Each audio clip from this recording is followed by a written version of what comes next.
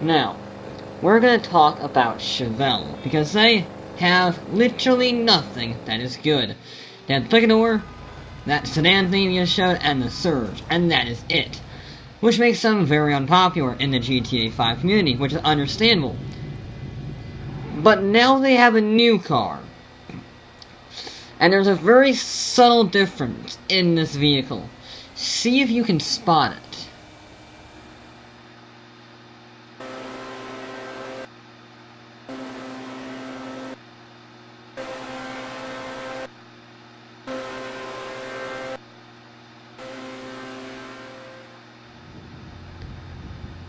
It certainly looks a lot crazier than anything they've ever made, because it's the Taipan, the Cheval Taipan, rear-wheel drive, 1,000 plus horsepower, in a hypercar, made by Cheval.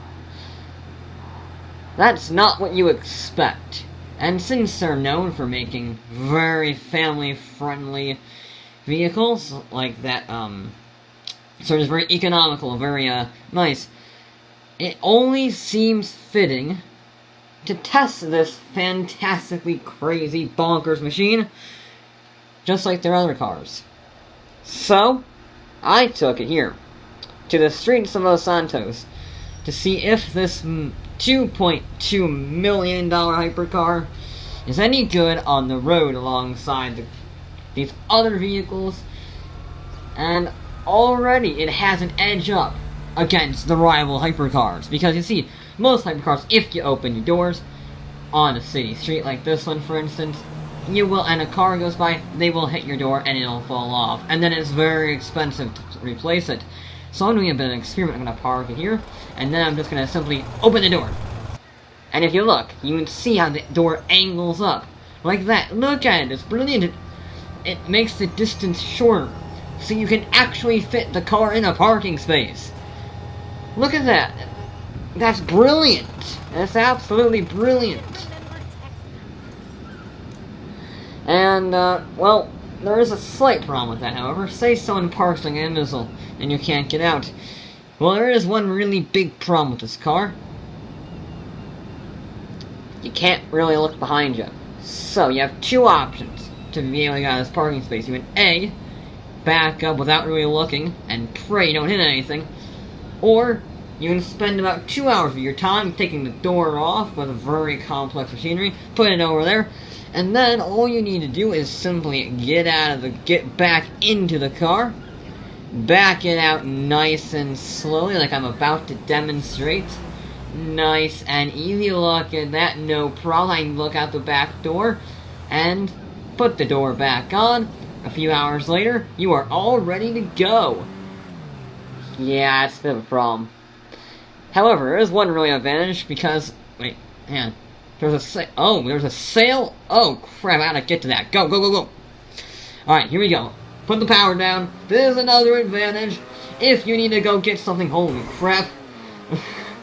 If you need to get something in a sale before everyone sells out, you can really put the hammer down, and it will get you there very quickly. And now I'm going to a diamond store, that's the maritime, and I need to get there fast. So I'm going to take a shortcut up here, so we're just going to go in here. Come on.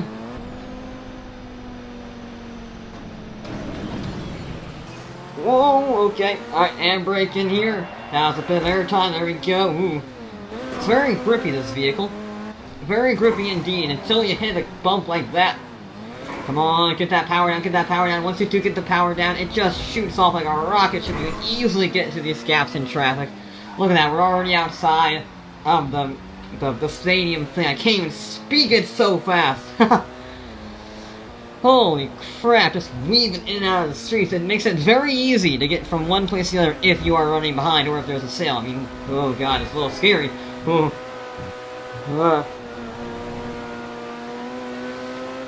Alright, coming up to the turnout, see how the brakes on this vehicle from full speed. Whoa, that's pretty good. Chuck it in. Whoa.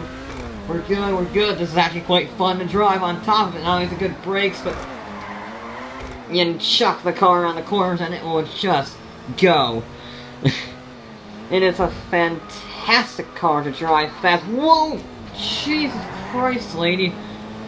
How did you miss the V8 1,000 horsepower hypercar as bright yellow going through the streets, you imbecile?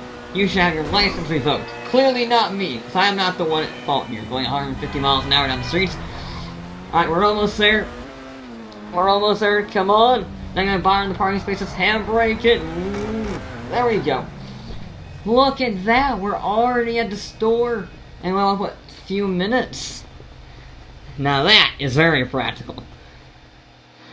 So after I got the diamonds, and I put them in the passenger seat because there's nowhere else to put it, I found another advantage. Because you see, say for instance, you need to get to that light, like this one.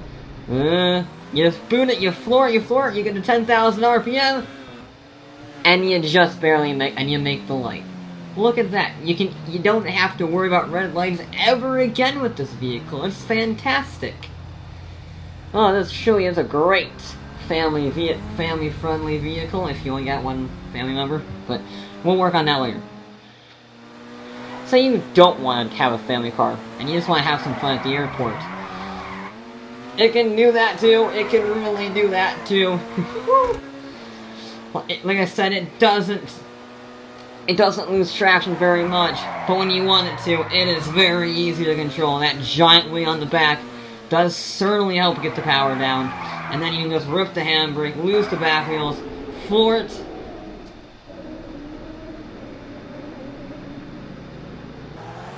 and then the grip gets back, and you can just recover it so easily. It is fantastic. So, it's a great family car, it's a great city car, and it's an awful lot of fun to drive. But would I recommend it? No. If it was $1.5 million, yes, I would. However, due to the fact that its handling on a track isn't as good, it's actually awful compared to other vehicles, it's just not worth the money. The Wagner is $1 million less, and it'll lap 4 seconds faster. So, it's a great car if you can throw around some money and you don't really care. But as a Cheval, for the first step into making a cool car, they really did fantastically well.